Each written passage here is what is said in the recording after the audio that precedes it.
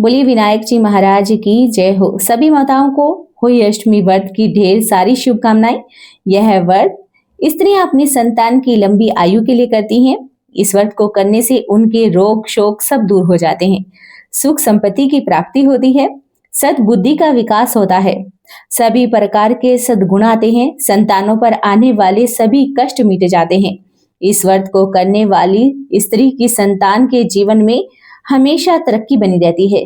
तो आइए आज हम इस वीडियो में सुनेंगे होली अष्टमी के व्रत के बाद सुने जाने वाली विनायक जी की कथा। और विनायक जी की कथा के बिना अधूरा होता है व्रत, इसलिए आप विनायक जी की कथा को ध्यान से सुने, कथा को आप बीच में ना छोड़े। एक बुढ़िया माई थी, वह गणेश भगवान की खूब सेवा किया करती थी, खूब पूजा अर्चना करती। उस बुढ़िया माई के एक बेटा था और बहू थे। वह बुढ़िया माई बहुत गरीब थी। बुढ़िया माई प्रतिदिन भगवान श्री गणेश जी के पूजन किया करती, यह तो उसके प्रतिदिन का नियम था।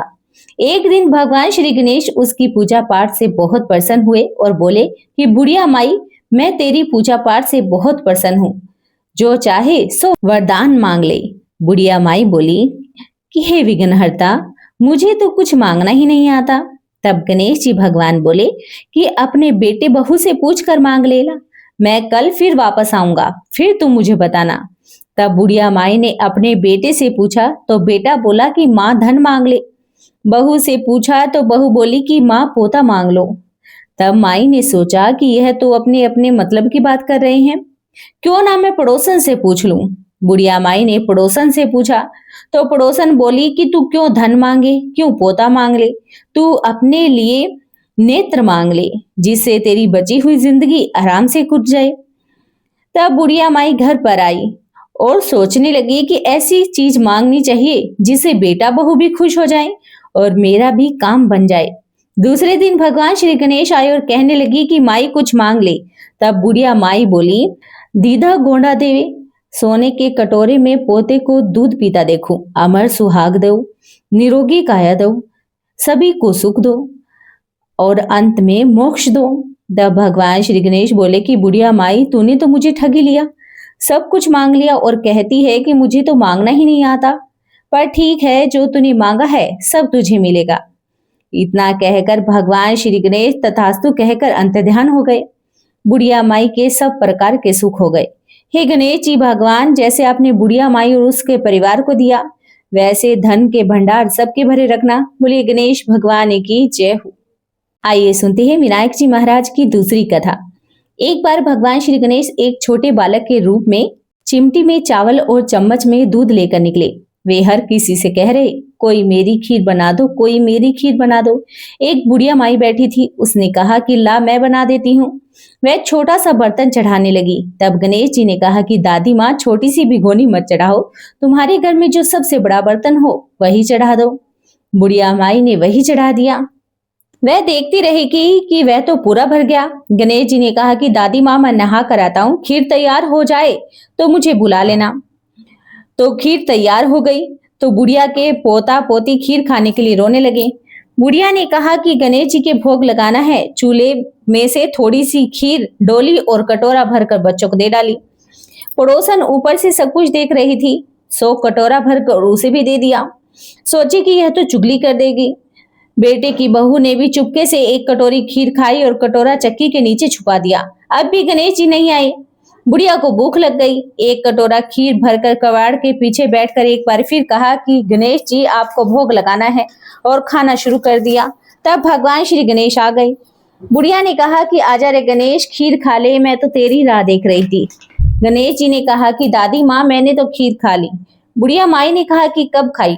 गणेश भगवान बोले कि तब तेरे पोता पोती ने खाई जब खाई, जब तेरी पड़ोसन ने खाई जब मैंने खीर खाई, और जब तूने खीर खाई तो मेरा तो पूरा पेट ही भर गया। बुढ़िया माई ने कहा कि बेटा, और तो तेरी सारी बात सच है, पर बहू बेचारी का नाम तो मत ले, वह तो सुबह से काम में लगी है, उसने खीर कब खाई? गणेश जी ने कहा कि चाकी के नीचे देख, झूठा कटोरा पड़ा है, तूने तो फिर भी मुझे भोग लगाया, वह तो वैसे ही खा गई। बुढ़िया ने कहा कि बेटा, कोई बात नहीं, घर की बात है, घर में रहने दे, बता मैं बची हुई खीर का क्या करूं? गणेश भगवान ने कहा कि नगरी को जिमा दो। लोगों को न्योता दिया गया तो लोग हंसने लगे। कल तक तो खाने का पता नहीं था, आज ये बुढ़िया माई नगरी जिमाएगी।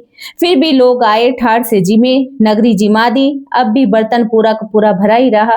राजा को जब इस बात का पता चला कि बुढ़िया के पास ऐसा कोई बर्तन है, तो राजा ने बुढ़िया माई को बुलाया और कहा कि बुढ़िया, ऐसा बर्तन तेरे घर में अच्छा लगे या मेरे घर में? बुढ़िया माई ने कहा कि राजा जी, इसे आप ले लो। राजा ने खीर का बर्तन महल में मंगवा लिया। लाते ही कीड़े मकोड़े बिच्छू केंचले हो गए और बदबू आने लगी। राजा ने कहा कि बुढ़िया, अपना बर्तन वापस ले जा, जा, तुझे हमने दिया। बुढ़िया ने कहा कि राजा जी, अगर आप देते तो पहले ही दे देते, यह बर्तन तो मुझे मेरे गणेश जी ने दिया है।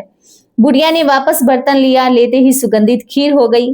घर आकर बुढ़िया ने गणेश जी से पूछा कि मैं बची हुई खीर का क्या करूं?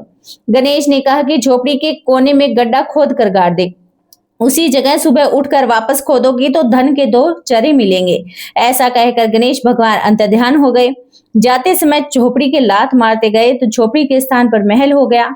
बहू सुबह फावड़ा लेकर पूरे घर को खोद दिया तो तब भी कुछ नहीं मिला।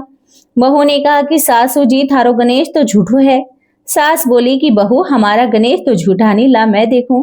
वह सुई लेकर खोदने लगी तो टन टन करते हुए 2 धन के घड़े निकल आए।